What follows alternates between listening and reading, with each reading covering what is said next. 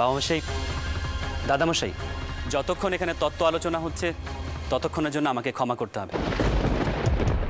বাড়িতে কবিগানের আসর বসবে, অনেক সম্মানীয় অতিথি আসবেন। এখনো সব প্রস্তুতি বাকি, তাই আমাকে সেখানে যেতে হবে তদারকি করার জন্য, যাতে কোনো ত্রুটি বিচ্যুতি না থাকে। সুতরাং এই তত্ত্ব আলোচনা থেকে আমাকে এখনই রেহাই নিতেই হচ্ছে।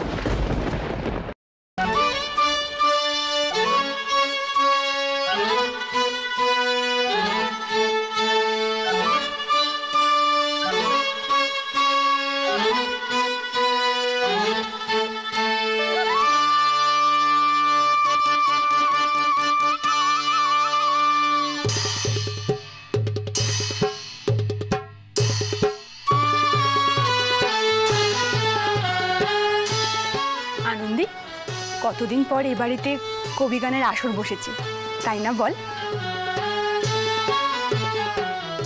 শুনেছি ছোট কর্তার নিজে দাশু কবিয়াল আর মধু কবিয়ালকে বায়না দিয়েছেন। এবারের কবিগানের আসরটা কিন্তু জমজমাট হবে। দুই সেরা কবিয়ালের লড়াই বলে কথা।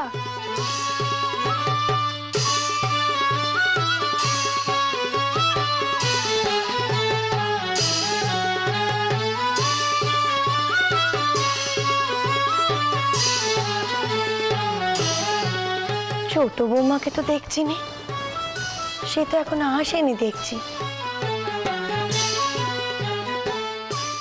পুটু, ও পুটু, ছোট বৌমাকে ডেকে নিয়ে আয় তো বাচ্চা।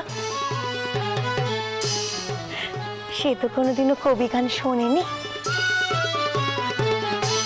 এখানে এসে দেখুক কবিয়েলদের লড়াই কেমন হয়।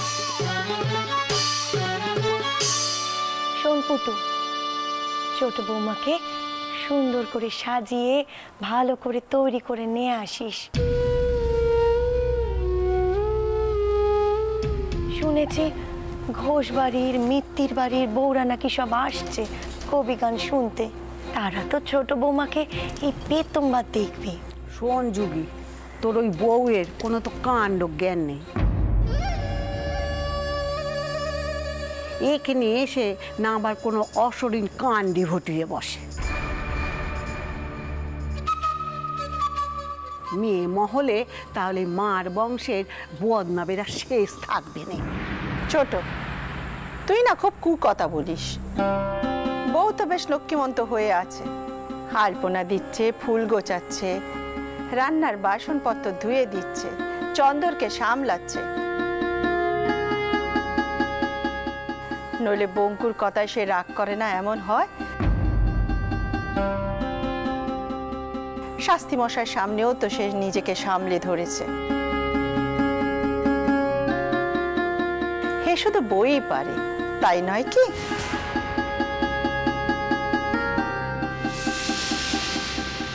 বউ ছাড়া কে মানাতে পারবে বল দেখিনি? ঠিক বলেছে বড় মা। গেলবারের কথা মনে আছে? সে পায়রা ওড়ানো নিয়ে আমার চন্দর কত চেঁচামেচি করছিল।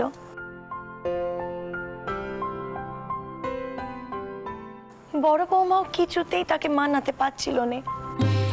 বাবা মশাইয়ের সঙ্গে কত তক্কাতক্কি করছিল সে।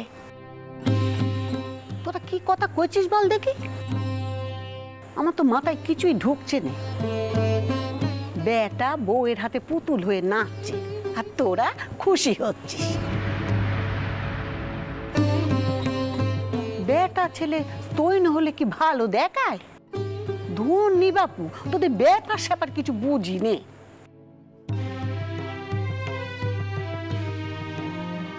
কি রে পুটু, তোকে বললুম না তাড়াতাড়ি যা, ছোট বৌমাকে ডেকে নিয়ে আয়। যাচ্ছি। পুটু, তুই বস, আমি ডেকে আনছি।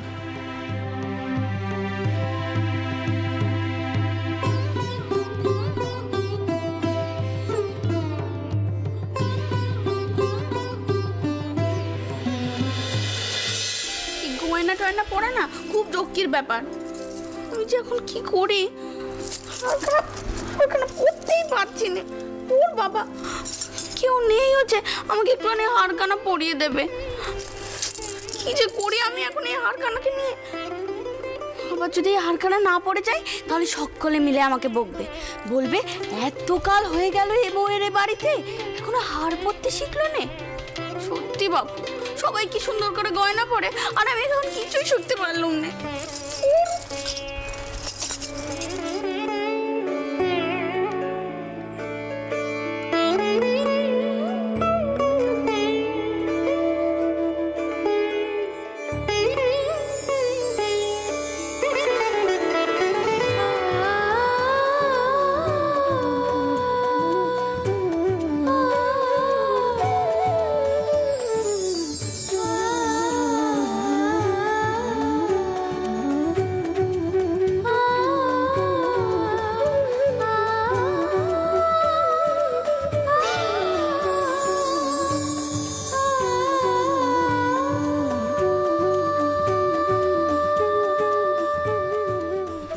এখানে এলেন কি করে?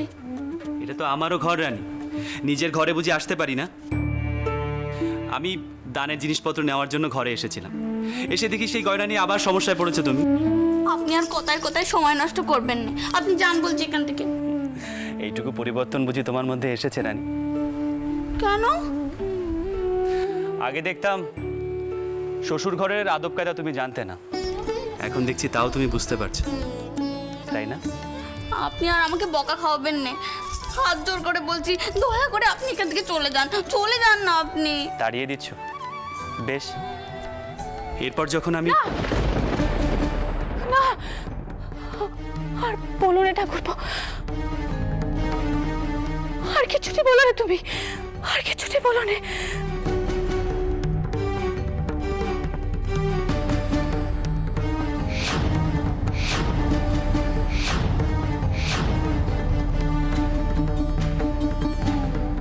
দিদি, দিদি, ও দিদি, কি হয়েছে দিদি? দিদি, দিদি গো, দিদি চোখ খোলো দিদি, কি হয়েছে তোমার? বোঠান, দিদি, ও দিদি, কি হয়েছে? দিদি, ও দিদি, দিদি গো, ও দিদি, কি হয়েছে তোমার? চোখ খোলো না দিদি, চোখ খোলো না দিদি, দিদি গো, চোখ খোলো না দিদি, কি হয়েছে তোমার? দিদি, ও দিদি, চোখ খোলো না। বোঠান, বোঠান, বোঠান, যাবেন আপনি, কোথাও যাবেন না, কোথাও যাবেন না আপনি। ও দিদি, তোমার কি হয়েছে গো? তুমি এসব কি কথা বলছো দিদি?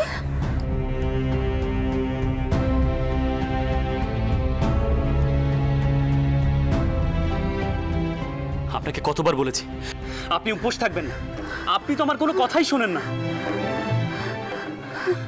আস্তে আস্তে। এবার পুজোয় খুব পুরনো কথা মনে পড়ছে ঠাকুরপো, তাই জ্ঞান হারিয়ে ফেলেছিলাম। তুমি তুমি বউকে আর এমন কথা কখনো কইবে না, কখনো বলবে না তুমি তোমার চলে যাবার কথা বউকে। তোমার দাদাও ঠিক এমন ঠিক হয়েছিল। বেশ, আমি তবে চলে যাচ্ছি, কিন্তু আনন্দী, আমি যেদিন থাকবো না সেদিন এই দিনটির জন্য আফসোস করবে, এই দিনের কথা মনে পড়বে। কিন্তু সেই বছরই তিনি চলে গেছেন, শত চেষ্টা করেও তেনাকে আর ধরে রাখতে পারলাম না, ধরে রাখতে পারলাম না।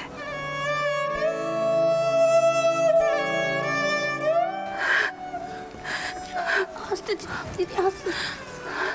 বউ, বউ, আমি চাই তুই পুজোর ওখানে যা। ঠাকুরপো, তুমি বউকে নিয়ে পুজোর ওখানে যাও, মা খুঁজছেন।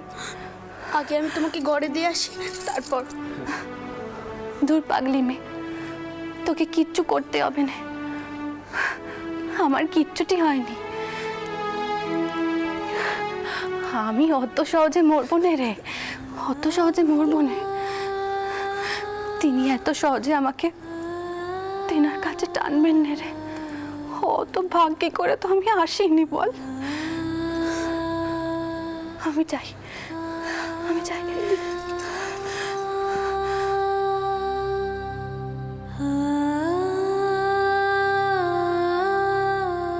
শুনেছি আপনি দিদিকে আগে খুব যত্ন করতেন, তবে এখন কেন যত্ন করেননি বলুন? কেন যত্ন করেননি? করি তো। আচ্ছা, বোঠানের যখন যা দরকার তিনি তোমাদের কাছে চাইতে পারেন। হ্যাঁ, এটা ঠিক, আজকাল কাজের চাপে তাকে আর বিশেষ সময় দেওয়া হচ্ছে না।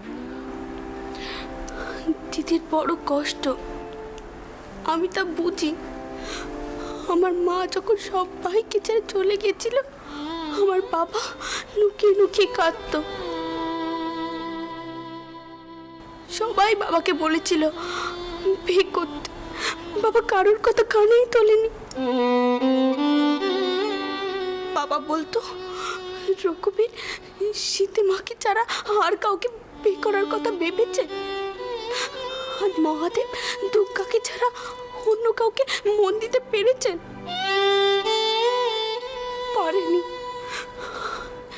এক জন্মে সত্যি করে একজনকেই ভালোবাসা যায়, আর যাকে সত্যি করে ভালোবাসা যায় তাকে ভোলা যায় না, তাই না? বলুন। তোমার তুলনা তুমি, তোমার তুলনা তুমি, করুণাময়ী রানী রাসমণি।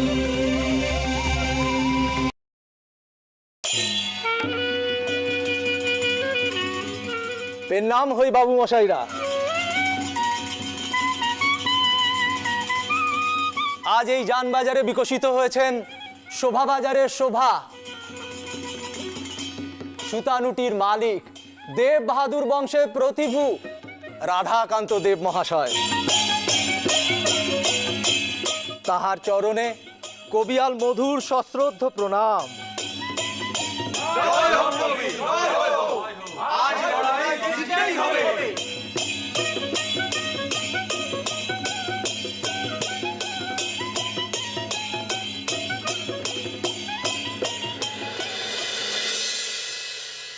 নাম আজ এই যানবাজারে মার বাড়ির মণ্ডপে মার বংশের প্রতিভু দয়াবান রাজচন্দ্র দাসকে এই দাশু কবিয়ালের 100 কোটি পেন নাম। পেন নাম সকলকে, মা জননীরা পেন নাম। সাধু সাধু, মন খুলে গাও, আজ আসর যেন জমে যায়।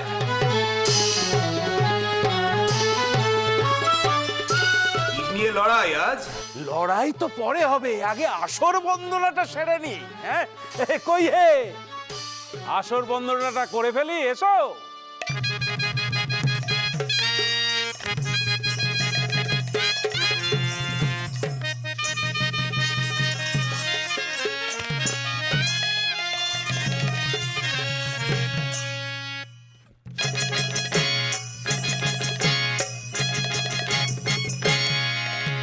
বন্দে মাতা সুরধুনি, পুরাণে মহিমা শুনি, তুমি মাগো অগতির গতি। তোমারও প্রসাদ পে আনন্দে কবিগে, তব পদে রাখি যে মতি। মাগো তব পদে রাখি যে মতি।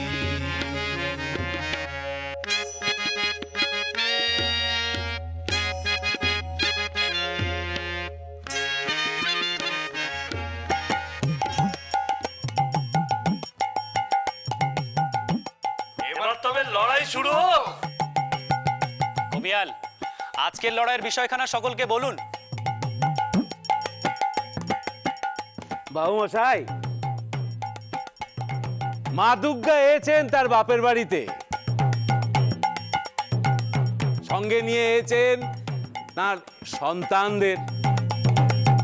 কিন্তু বলেন দেখি কেনে একা একা এলেন?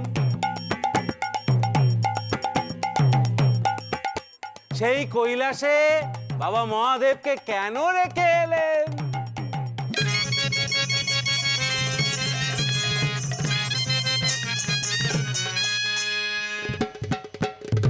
শুনেন শুনেন ভদ্রজন, শুনেন শুনেন ভদ্রজন, শুনেন দিয়া মন। কবি গানের এই সভায় আইছেন যখন, কবি গানের এই সভায় আইছেন যখন, প্রশ্ন করি বিচার করেন যতেক ভদ্রজনে, প্রশ্ন করি বিচার করেন যতেক ভদ্রজনে। দুর্গা মাকে শিব একা পাঠাইছেন কেনে? বলি দুর্গা মাকে শিব একা পাঠাইছেন কেনে? বলেন দুর্গা মাকে শিব একা পাঠাইছেন কেনে? সাধু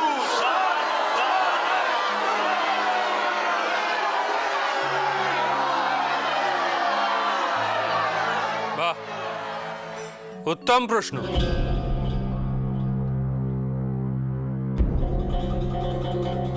বলো কবিয়াল, কি উত্তর দিচ্ছ তুমি?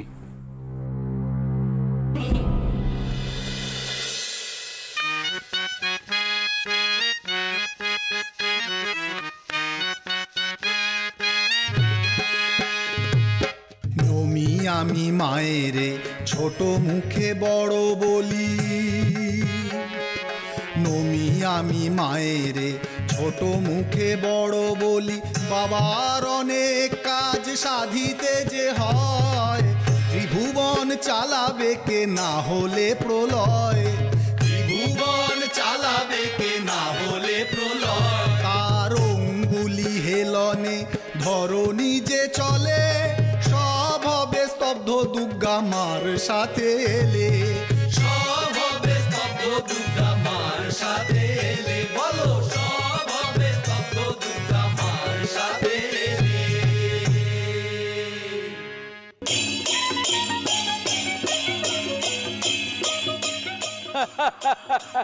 ও কি কথা মধু কবিয়া, মা তো দশভুজা হে, মা একাই সব পারে।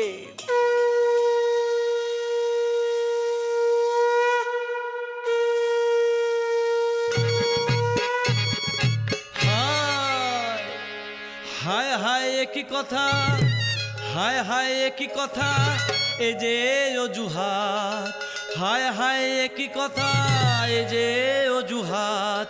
শোনোনি কি মায়ের যে আছে 10 হাত, শোনোনি কি মায়ের যে আছে 10 হাত। 10 হাতে 10 কাজ করেন তিনি, জগন মাতা তিনি চালান ধরণী, জগন মাতা তিনি চালান ধরণী। এক হাতে করেন বধ, অন্য হাতে পালন, এক হাতে করেন বধ, অন্য হাতে পালন। হর বিষ্ণু ব্রহ্মার তিনি বিপদ তারণ, হর বিষ্ণু ব্রহ্মার তিনি বিপদ তারণ, তিনি বিপদ তারণ। বলো তিনি বিপদ তারণ। সাধু সাধু। পুটু দিদি, ওই কবি কি বললেন গো? এর মানে হচ্ছে মা হচ্ছেন দশভুজা, একদিকে অসুর বধ করেন আর একদিকে জগৎ পালন করেন। এর অর্থ বুঝলি?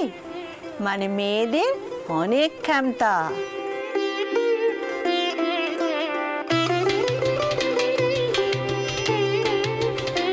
কি হলো মধু, চুপ করে কেন? দাও উত্তর দাও, বলো কে বড়, শিব না শিবানী?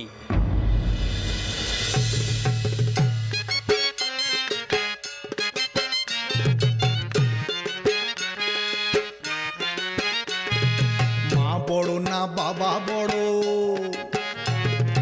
মা বড় না বাবা বড়, এসব তর্ক কূট। পঞ্চানন তিনি তাই চালান পঞ্চভূত। ওহে পঞ্চানন তিনি তাই চালান পঞ্চভূত। পতি ছাড়া সতী এ কবে কে শুনেছে, পতি ছাড়া সতী এ কবে কে শুনেছে? কোন পরাণে, হায় হায় কোন পরাণে তারা বিধান দে গেছে, কোন পরাণে তারা বিধান দে গেছে, বিধান দে গেছে, বলো বিধান দে গেছে।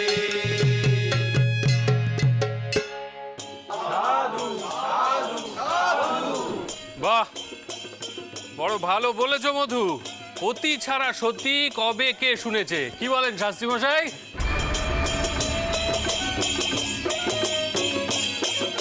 লাখ টাকার কথা কয়েছে কিন্তু বড় গিন্নি, জানো তো মেয়েরা যতই যাই করুক না কেন ওই স্বামী ছাড়া তাদের কোনো গতি নেই। কিন্তু শিব দুর্গা তো দুজনে মিলেই সংসার চালান, তাহলে কিসের তর্ক হচ্ছে গো?